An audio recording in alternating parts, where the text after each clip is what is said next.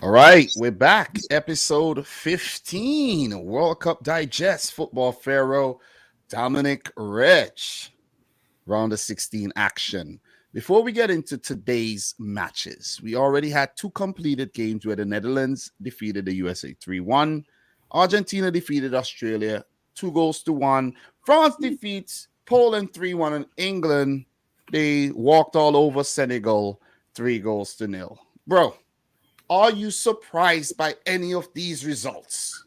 No, it's what you would expect to happen. There have not been any head-turning teams that have gone through so far. That could yet change. But this is a pretty standard run-of-the-mill quarterfinals, and we got some juicy ones. Yeah. The round of 16, it has been rather dry, if you ask me. Rather very, very dry. No chaos, no drama, no controversial moments really to talk about. Nothing. But I have a feeling. You see these right here? You see these right here? We're gonna have some action.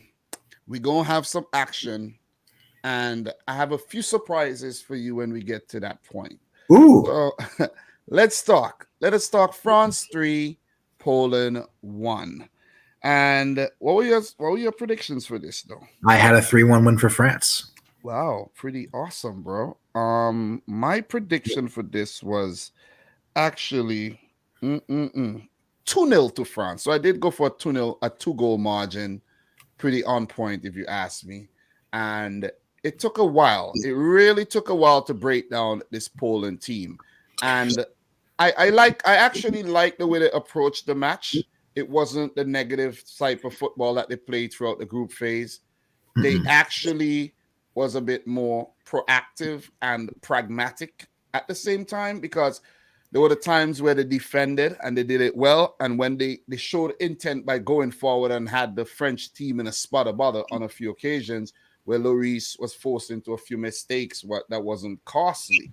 Yep. And it took a really good build up and a layoff by Mbappe to Olivier Giroud, who kind of tricked the defense when, he just touched the ball and ran behind. It kind of threw off the defense to put that past Wojciech Szczesny, who was holding firm up until that point. So 1-0. And as soon as France scored, I was like, oh boy, there we go. They're going to win the game. Yeah. No, I was actually a little bit surprised by how much Poland didn't bunker down. I thought this was going to be one of the least compelling round of 16 matchups because of how we saw Poland perform in the group stages. But there were stretches in this game where they really took it to France. And the stats you have pulled up there speak for itself. I mean, they registered 12 shots in this game, 3 of which on target. They basically split the possession. I was more or less expecting something like how they did against Argentina. But I think that Poland performed just about as well as they could have. And it's interesting. I like seeing the fact that Olivier Giroud still plays such a big role on this squad, because he's still getting goals. And what's interesting is that yes, maybe he has a less prominent role if France don't have injuries elsewhere, but that just speaks to their overall options, man. It does. And Mbappe, with his brace today, he goes to 8 World Cup goals scored at the age of 23. I think he's up to 9, bro. Isn't it 9? It's 8. You sure? Yeah, it's 8. But he's 23. He's 23. I mean, Michael Talks Football was saying something the other day about how he's easily going to break that record one day, the goal scoring record in the World Cup. I think it's 16, right? Miroslav Klose. Yeah. But the thing is, Mbappe, he's only played 2 World Cups. Messi and Ronaldo's been there for 5. Yep. And you sure it's 8, bro? Yeah. He has 5 goals at this World Cup, right? And he scored 3 in 2018. It was only 3 he scored? Yeah, I can double check for you. Mbappe goal. Yeah, do some double checking, because I could swear he's up to 9. I might be wrong, but I could swear. I really got confused with how many goals he got during my review earlier today. But it doesn't really matter. All we know is this kid, man. This kid is something. We knew he was something special for a long time, but he's just the out of this world, man. I think he's the best player in the world right now. Yeah, yeah. I think that's a good call. How many goals did you find? Anything? Um, yeah, you're right. It is 9, but I mean, my goodness me, that just goes to show that's It is 9. God damn. Listen, and at this World Cup, he already has what 3 assists. He assisted yeah. the Giroud goal, Giroud goal. Yep. and then he assisted the first Giroud goal in the. He had 2 assists in the first game, didn't he? Yes, he did. So he's leading the Golden Ball and the Golden Boot race. Yeah. And if he continues like this, you got to give him the Ballon d'Or next year as well. I don't know if the World Cup is going to factor in, but another thing that I have to actually input here, right? It has nothing to really do with this match, but I have a feeling that all of these players getting injured just nudged the stars to align. Like if the stars weren't aligning, those injuries just say bump, bump, and the stars just align. Because if Pogba and Kante was in the team, maybe Chouameni and Rabiot does not start, right? If Benzema is there, Giroud doesn't start. He doesn't go on to get 3 goals and break Thierry Henry's record of 51 to go on to 52. Celebration 5-2, and also give it up to Hugo Lloris for becoming the most capped player for France with 142, surpassing Lilian Thuram, whose son Marcus Thuram featured in the match as well. But if Benzema was there, maybe if Benzema, Kante, and Pogba was there, maybe the champions curse would have lived on. It's weird, isn't it? Maybe. Yeah. You would think counterintuitively it would mean that France would be unstoppable, but exactly. But a lot of the time, there's just certain players that, despite just how prominent they are, they take away from the national team more than they add to it. I mean, and look, France already won 1 World Cup without Benzema in 2018. It's just not meant to happen for Benzema, right? Ballon d'Or or not, it's just not meant for him because of, I think karma came back to haunt Benzema for the crimes that he committed, right? And the way karma works is like, okay, here you go. Here's a chance to redeem yourself. Great. We forgive you. Come into the team. Join the World Cup squad. You've repented. Okay. And then karma come back and say, all right, you're not playing. You see what I mean? Yeah. Here's your punishment now, your true punishment. So look, with that, aside, France, man, they came back in the second half. They had to scrap, of course. They had the lead, so they didn't really need to push too hard. They just needed to preserve that lead. And you got to give it to Poland. They were trying, and listen, give it up to Matty Cash, because he was tasked with dealing with Mbappe. And I think he did a pretty good job early on in the game. But this is where Mbappe actually succeeds, right?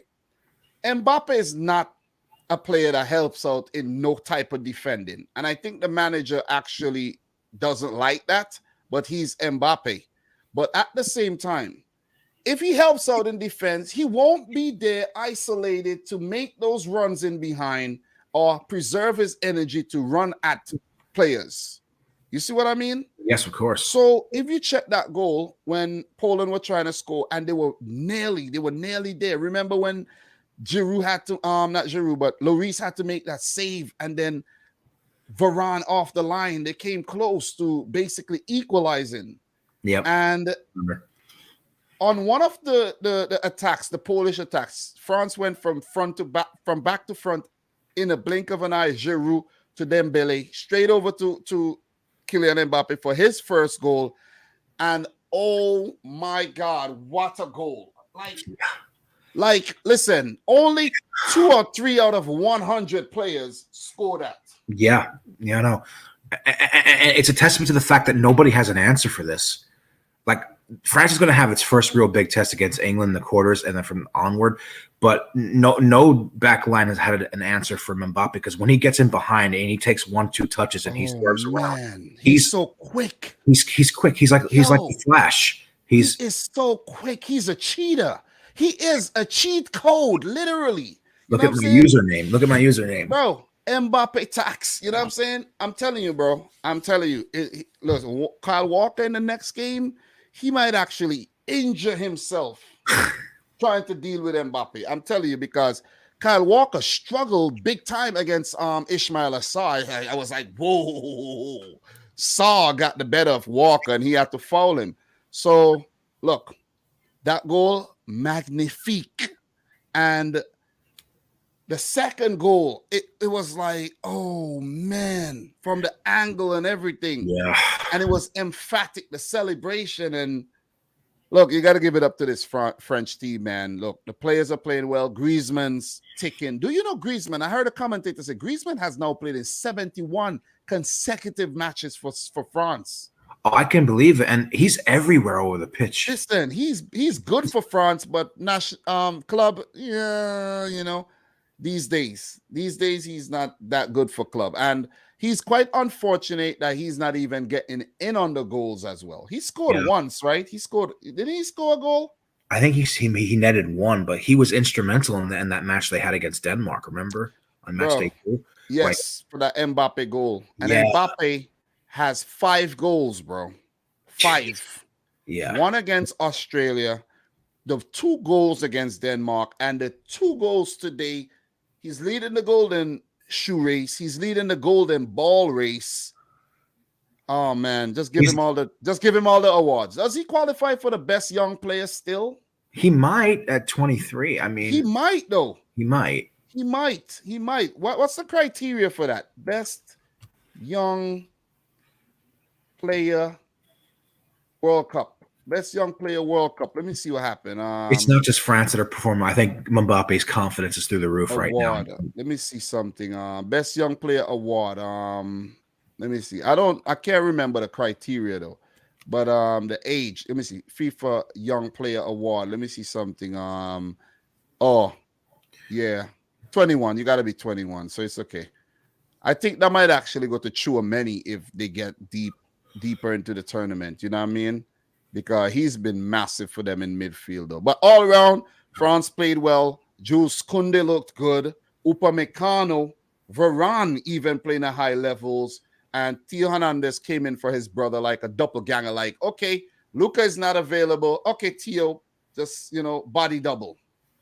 You see what I'm saying? Yeah. And they look, the shakiest player, the most sus player on the French team is Hugo Lloris. Yeah, for sure. For sure, the keeper. But who else do they have? I mean, Steve Mandanda was really poor in that last match. They're not going to change the keeper. I'm just saying. Yeah. I know. I'm just saying, like, he's a weak link. I agree. Poland did get a goal. Handball. Robert Lewandowski with his terrible penalty approach. For a striker of his caliber, come on, man. You could take better penalties than those, man. And Hugo Lloris came off his line. He had to retake, and he scored consolation goal. This could be the last time we're seeing Robert Lewandowski at a World Cup, too. Yeah, it was good to see him get his second. I anticipate it will be his last one. But I do have a question for you, though, regarding France. Do you think there were any signs of, like, weakness in that first half? Because there were moments in the first half I noticed where they were a bit passive with the ball. There wasn't a lot of pressing, and there were moments where they allowed Poland to keep possession and kind of like grow into the game. Bro, the weakness, Hugo Lloris. Hugo Lloris, bro. That's an issue, though. Because he made a couple errors in the game and was almost punished. Hugo Lloris is the chink in their armor. Remember, I told you that. Remember that. Remember that howler he had in the World Cup final 4 years ago when Croatia pulled one back at the end? My memory is not that. Yeah, I think so, but my memory is not that good. Yeah. My memory is not that. I should actually go back and look at that, man. Hugo Lloris, howler. You know what I mean? Oh Let yeah, me see something. Hugo Lloris. mistake, Croatia Lloris. goal. Let me see something. It was the final goal of the 2018 World Cup. I could slightly remember 2018 World Cup. Let me see something. Hugo Lloris. Let me see. Let me see if I could actually see what's going on here because I can't remember exactly what happened though. Let me see something. I can't remember exactly what happened, but probably Let me see something. Let me see something. But yeah, I gotta check it out. Oh, let me see. I think I found it. I just found something when he yeah, they just showed a little highlight clip though. But yeah, I have to go check that out though. But the point is, if you had to even bring that up, it just tells you that Hugo Lloris, man. Even But when he was back at Tottenham, he was making mistakes like that. bro, he's a suspect keeper. I don't know, how he managed to stick with the national team for so long, but Well, yeah, he might even be there for the next World Cup because goalkeepers, are like they don't age doesn't really matter. But look, France are through. Poland tried. Didier Deschamps and his boys march on into the quarterfinals as defending champions to face England, who defeated Senegal 3-0. Bro, Senegal, before they conceded, were on top. yep, England's goal came in the run against the run of play. It yep, was totally against the run of play. It was similar to the USA versus Netherlands, where Senegal were on top. They were a bit naive, like that unruly child, allowed to do their thing until they get sucker punched, basically. And yeah. That's a very good comparison. There were a lot of yep, parallels in that match. and they had opportunities that they didn't take. Bull They idea. really didn't take. Yep. Well, idea that chance. Ishmael Assar got in behind.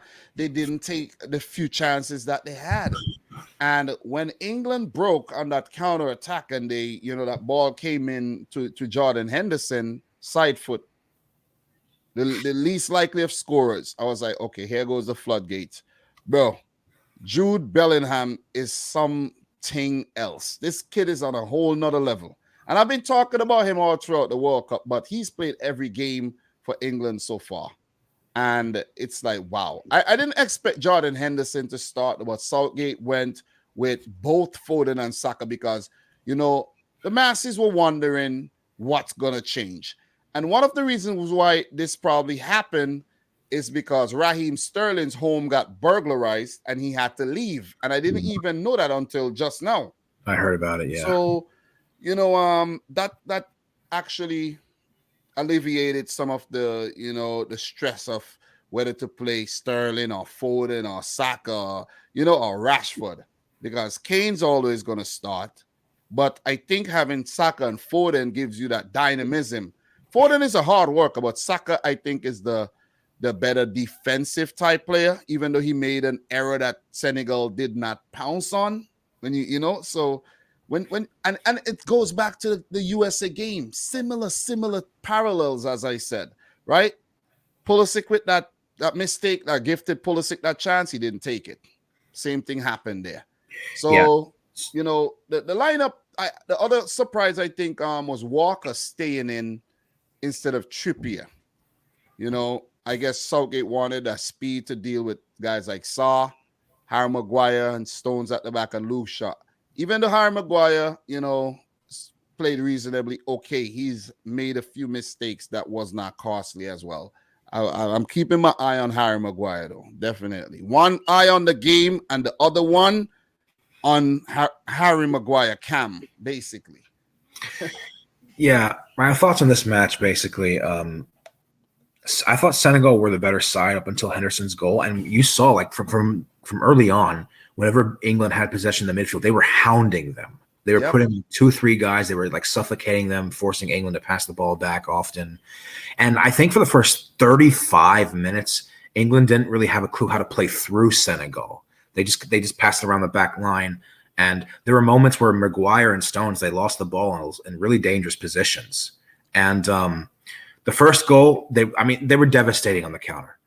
And I felt the scoreline at halftime was a little harsh on Senegal because when Harry Kane scored in like in stoppage time before they went to the break, I Yeah. thought to myself that's the dagger right there. They could have maybe afforded 1-0, arguably deserved to be down 0-0. But like you said, you don't convert your chances. That's like a running theme of this whole World Cup. Sides who come out of the starting gate not afraid to play, not afraid to show too much respect to a better team, but they don't put away their chances, and the better side, finds their rhythm in the game. And it's unfortunate because I feel like Senegal could have turned things on its head if Boulaye scores that and England are in a 1-0 hole.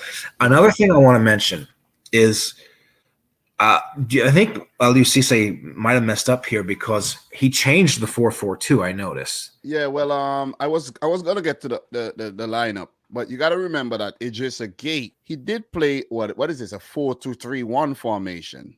So I think I think this is a similar formation that he's been playing though. 4 at the back, Mendy and Sis in the midfield. Ndiaye actually playing. I guess Ndiaye came in. Well, I think he played the last game, but Diatta came back in the team. Idrissa Gueye out. With Idrissa Gueye in the team, it gives them more dynamism and more defensive stability over Ndiaye, who's a more attacking player. But I think he went with Mendy over Pape Gueye because Mendy knows the league. You know what I'm saying? He knows the English players. Inconsequential at the end of the day, but the running theme here is these guys not taking their opportunities. When you're playing against an opposition that is better than yourself, it's on paper, you take your chances and then you put that team under pressure. But as I said, it was a mirror image of the USA-Netherlands game where England's goals were pretty similar on the break, square into the box, Foden to Kane, goal. You see what I'm saying? Bellingham to Henderson, goal. Square into the box, go. So listen, man, you got to give it to England because when the opportunities did present themselves, England were clinical, and that's the similar thing that happened in the Netherlands USA match as well. So they say a 2-0 margin is the worst scoreline to ever have, leading 2-0. And coming back in the second half, you could see during the game when they conceded, Aliou Cisse is just telling his boys, just calm down, like think, use your head, just think. And they needed a goal. They needed to be the team that scored the next goal. And it was game on again. But for the second half, they just didn't have that I don't know, the willpower. They didn't have that ability to get into England's final third and really trouble them because it was all England. The game actually, to be honest, the game got very boring in my opinion because Bukayo Saka scored early in the half. Jude Bellingham, I think, picked up the assist for that really good finish by Saka. And it was like, for the rest of the game, it was like England already won. You see what I'm saying? Yeah. And I literally, to be honest, I'm going to keep it real. I lost my interest in the game. I was so disappointed in Senegal for not at least putting up somewhat of a fight here. Okay, so it was Phil Foden with the assist for the Saka goal, and the Henderson goal. I know it was definitely so Bellingham was involved in the Phil Foden assist for that Kane goal, and then it was Phil Foden with another assist there for Saka. So let's give it up to Foden, man. 2 assists, a goal in the game against Wales there. So he's been performing well, which means he holds down his place for the quarterfinal there against France. So yeah. Senegal went out with a whimper, I have to say, I think it's fair to look at the second half and be disappointed from what we saw, but I also think Senegal were outclassed. And the thing is, like, the pace of Saka and Foden was just too much. Kane was making worldy passes. And like you said, Bellingham was just ridiculous today. I thought it was kind of cool watching Kane dropping back and like allowing Henderson and Bellingham going forward. And like England was often pressing with like a front four while they were in possession. And they had a midfield four, which was very impactful. And honestly, like they just dominated. They made important interceptions. They started the counters. Like you said, the counters were devastating. They just drove the midfield completely. And I think that it's unfortunate by the hour mark this game was basically over, but Senegal they're going to be wondering what if happened if they just converted one of those early chances and they forced England out of their comfort zone, and to an extent they did in the first half. But look, 10 shots, they had 10. They outshot England. Yeah, but they just wasn't clinical. That's the thing. Yeah, that's the thing, man. You know, listen. I'm so disappointed in the teams that lost. I am so disappointed. Poland, Senegal, Australia, and the USA, because they didn't really make a game of it, man. You know what I'm saying? And definitely, I want to say my prayers go out to Raheem Sterling and his family if I do end up praying today. But you know, I'm gonna say the prayers right now so I don't forget. So Raheem Sterling, you know, house got burglarized, I heard, with the family in the house, which is nuts. Wow. You know what I'm saying? I'm a homeowner myself, and to even come home and find your house burglarized, or to be, listen, I'm in the house by myself right now. And if I hear footsteps upstairs, bro, I might just have a heart attack. You might have to finish the episode alone. You see what I'm saying?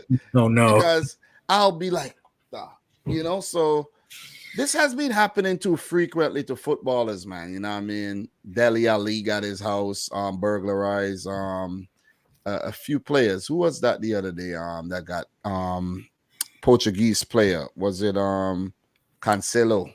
Got attacked, I think. You know, so it's been too many instances where this has been happening, man. So people are crazy. Yeah, the footballers are being targeted, I have to say. And I don't know if they have the right security measures in place, you know, to deal with these things. Because look, I'm not saying Sterling was careless or whatever, but if I'm making that type of money per week, listen, the money that they're making per week, you could pay one man just a sum of the money that you make per week for the whole year to watch your house. Yeah, it's true. You see what I'm saying? Yeah. You know, so it is what it is. Maybe I don't know what I'm talking about, but I'm just saying. But look, with that being said, man, England are through. Great performance by, you know, England. Southgate got it right on the day. Let's see if he's gonna get it right against France. We'll talk about that some more in the future. Because if we start getting into that, we'll be here all night. So look, tomorrow's games, man. Japan, Croatia. Just quick. Give me 10 seconds. I don't want to be here all night talking these games. What you got? I mean, it's tough, man. It's tough. I'm gonna be a party pooper because I know people are rooting for Japan. I think Croatia's got this actually. Okay. I think they're gonna win 3-2 in extra time. Okay. All right. Fair enough. My prediction for this one, it's a thriller as well, and I have 2-1 to Japan after extra time. Okay. So we both have it going to extra time. It's going to be a long day tomorrow, boys. Oh, yeah. So the other game, Brazil, South Korea. Could we be seeing Japan versus South Korea in the quarters? Oh, my God. I would love it. I would absolutely love it, but I don't know if that's going to happen. South Korea has to prove me wrong. I think Brazil is going to steamroll. I'm going to go with 3-0. I'm going to go for 3-1. Okay. 3-1. So, guys, we come back tomorrow. We talk Morocco, Spain, Portugal, Switzerland, and then we'll have a break before the quarterfinals. And, you know, we'll chat about those two. You know what I'm saying? So, thanks again for tuning in to yet another one. It's episode 15. Your boy, Football Pharaoh, and Dominic Rich back with the podcast. So, bro, I think this is actually a podcast that we're doing, you know. It feels like it, doesn't it? It is. We are actually doing a podcast. So I must say this. Look for us on Spotify and iTunes and so on in the future. In the future. Okay? Can't say I never warned you. Can't say I never sent them warning shots at you. Okay? Don't threaten them with a good time. You know, but it was fun, bro. What else you got to say today? Really? Yeah. It's kind of sad the tournament's winding down, but at the same time, it's exciting because we're getting closer and closer to the climax, and you feel like there's more drama on the way. We might not necessarily have had it so far in the knockouts, but it's going to come somewhere. It's going to come. Yeah, it will. It will come, and we hope you guys are there with us when it does. So, with that, we're going to end this episode now. You guys can find me on my channel. Link in the description box below. You can also find me on Twitter, Football Pharaoh at Soccer Pharaoh. That's at soccer_Pharaoh. And we'll hope to see you tomorrow for episode 16, Sweet 16. Yep. So peace out, God willing. Peace.